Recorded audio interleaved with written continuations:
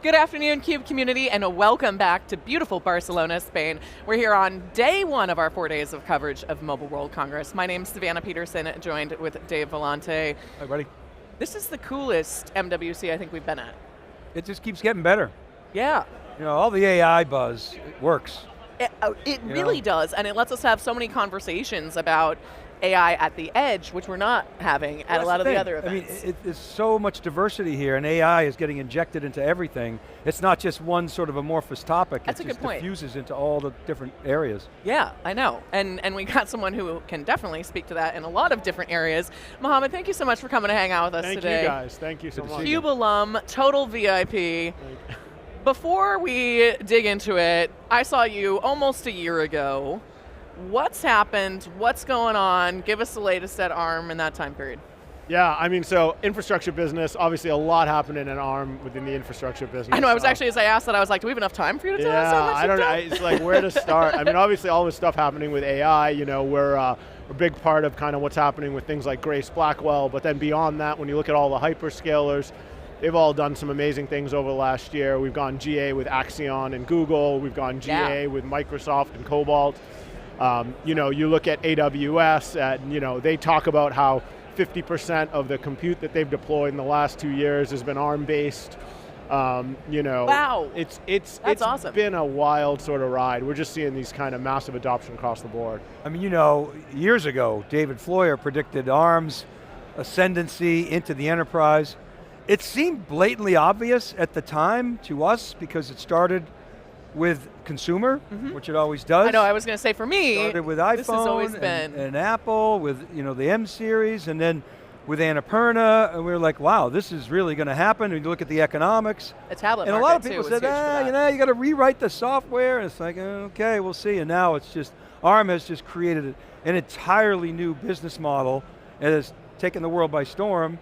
And AI is taking over the data center. The data center is exploding. Yeah. And you're just loving it. I mean, it's amazing. It is wild. I mean, it's a culmination of, you know, 15 years worth of effort, right? I was going to say, I feel like you're having a bit of a moment though. I mean, to be in your shoes, actually on that note, just for fun, is the energy in the company up right now because it's such an exciting time? Yeah. Of course it is, yeah. I mean, just at ARM in general, you know, Rene Haas, our CEO, a couple years ago, he took over, and the sort of energy that he's kind of injected just in, you know, really allowing us to kind of really just drive new trajectories has just been amazing. It's been great. How is it being public? You know, I mean, you know, day to day it's the same, right? Yeah. I mean, you know, there's the end of quarter reporting and the rest of it that comes along with it, but you know, it's, you know, we got our noses to the grindstone. There's so much to do to kind of core business and get the products out that's really our focus. Yeah, but it's still a unifying factor for everybody, right? It's like kind of cool to see that that the people who are, you know, the ecosystem can see quarterly, okay, what's happening, what's the progress like. You know, Michael Dell would say, you know, sometimes being on the 90-day shot clock is not the greatest thing in the world, but I love the transparency as analysts and reporters. We love it, and you know, the employees get to participate, so it's. It kind of lets you see what's hype and what's not hype to a degree. Plus, you can see the trends and you can actually track it, and it's. I love it because it's been, ARM is such a mainspring of innovation in silicon and AI now, and the edge. But so, what's on your roadmap? You know, what are the priorities these days? You know, for ARM and core infrastructure. Yeah, I mean, so for ARM more broadly, I mean, obviously AI is a big topic, and so we're seeing, you know, compute accelerate across the entire compute spectrum, that tiniest endpoint all the way up to the data center.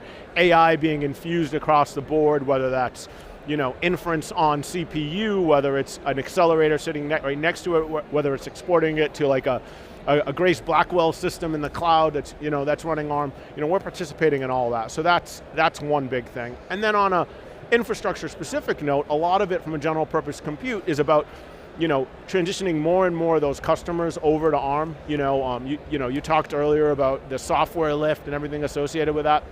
So that's been a long-term investment that we put in place. And what's amazing now is we're not doing it alone anymore. Now you've got all of the big hyperscalers, all of those big players, whether it's NVIDIA or Amazon or Google or Microsoft, who are now investing alongside us, and really, you know, that flywheel is really kicking right now. So it's really about driving that. Can you explain to the audience how the role that Neoverse plays in enabling that scale? Yeah, so ARM, we've long since, we come from a long heritage of building CPUs and building compute for, as you said, originally kind of consumer markets. Mobile phone is what we're most well known for. Back in 2019, we launched our first Neoverse CPUs, and that was our first foray into creating sort of custom CPUs which are specifically targeting infrastructure. That means supporting things like virtualization. They're a little bit more performant, it got sort of different security profiles, that sort of thing. That was really when things really started to take off for us. AWS Graviton launched. Shortly thereafter, we had Cobalt, we had Axion, and obviously Grace, all based on Neoverse. So at the end of the day, that CPU platform is the CPU platform that all of these SoCs are built on.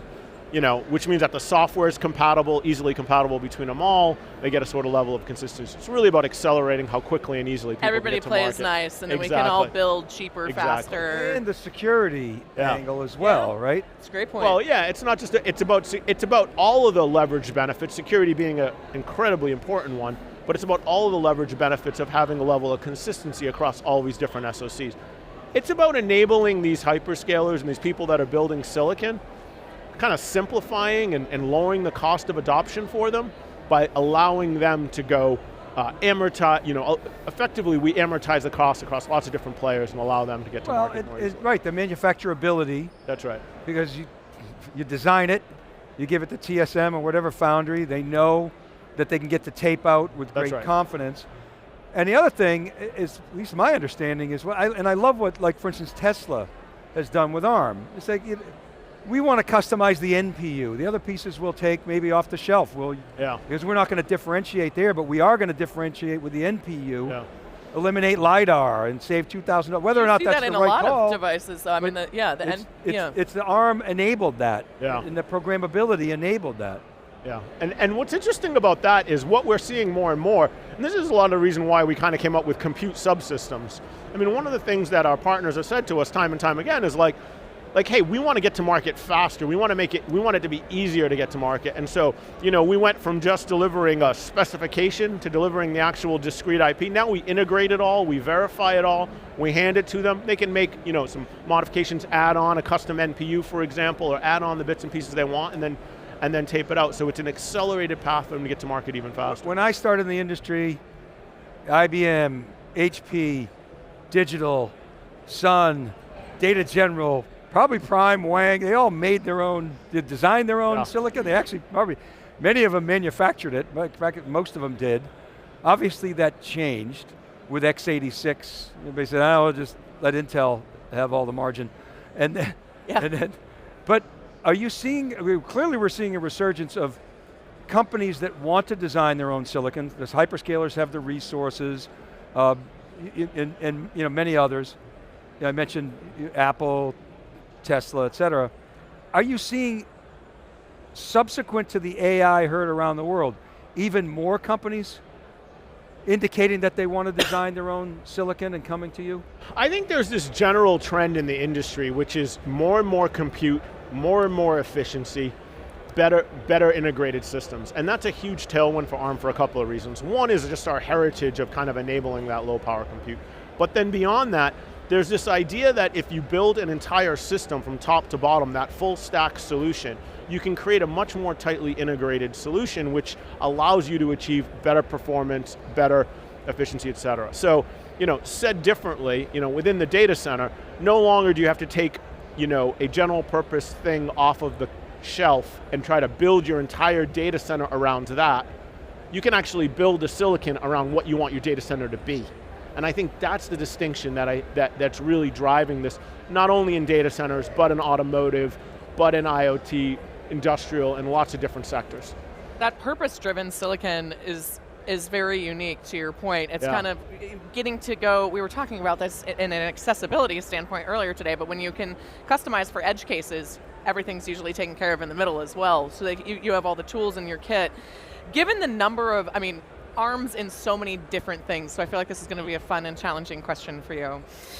What's your favorite application or instance that you're inside or a part of that you get to see in the world? Oh, your favorite child? I know that's what I'm asking, child? but there's such a diversity of things that What's ARM my is a part of or favorite built child? into. I mean, I can't help it. I don't even know where to start with that. I would say, so I like to barbecue. So I'm like a. Let's go here. Right? Yep. Let's do it. So I like it. to barbecue. So I have a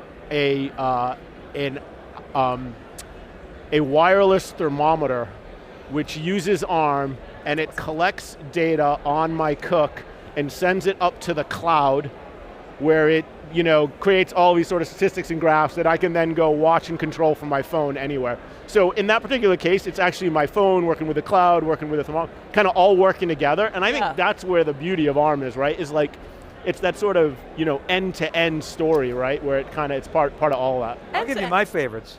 Nitro. Great. I love my Tesla NPU example. The Apple M series, amazing. Yeah. And you're in TPUs, right? The Google TPUs. We're in lots of different places. I mean, there's you can't comment. There's very few things. I mean, looking around, I think a lot of the things that. Well, that's sort of what I was thinking. Is everything? Well, from those are my handheld 4 favorite. I could probably think of a couple others.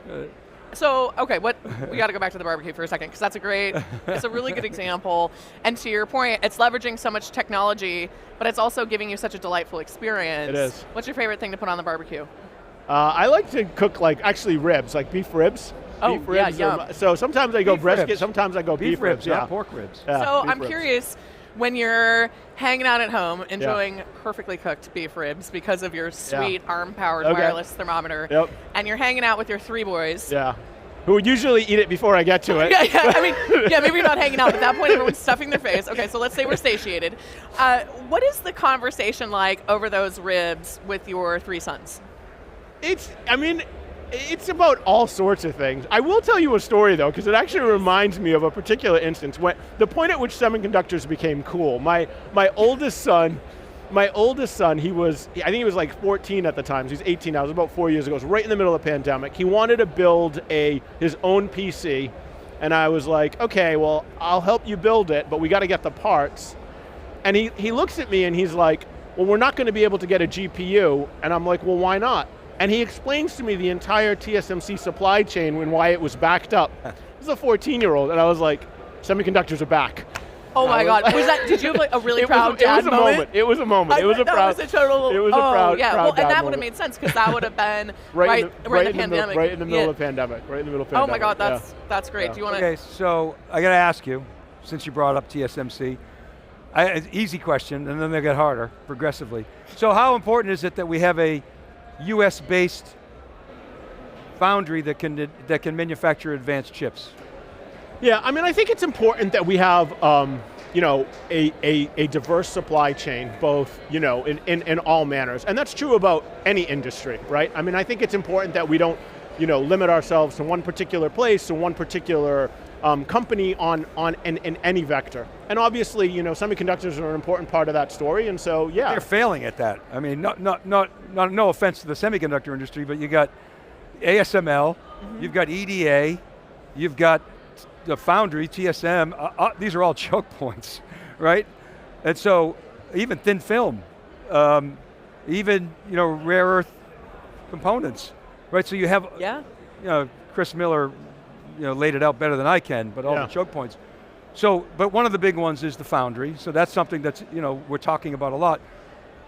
So I presume to your answer, you agree that there's got to be some diversity in the foundry, which right now is centrally located in Taiwan. Whether it's Europe or US, I guess you're saying doesn't matter so much. I'm saying diversity of supply just in general, and that's true about anything, and certainly the foundry is part of that. I mean, having a diverse supply chain is a good thing for the industry, and it's a good thing for, it's a good thing for ARM, it's a good thing for consumers. Do you not feel it needs to be US based? Geopolitics or geopolitics. Okay, so you're passing that question. Yeah. You'll pass to my next question too. How diplomatic. Does it need to be a US based company? I guess you'd say the same. It really doesn't, that's not what's important to you. You just, if there's free flow of supply, that's what matters. Again, I think what's important is that there's a kind of a level of diversity in supply chain so that everyone can feel assured and that, the economy can continue to drive forward. Well, then how does that happen in foundry in particular?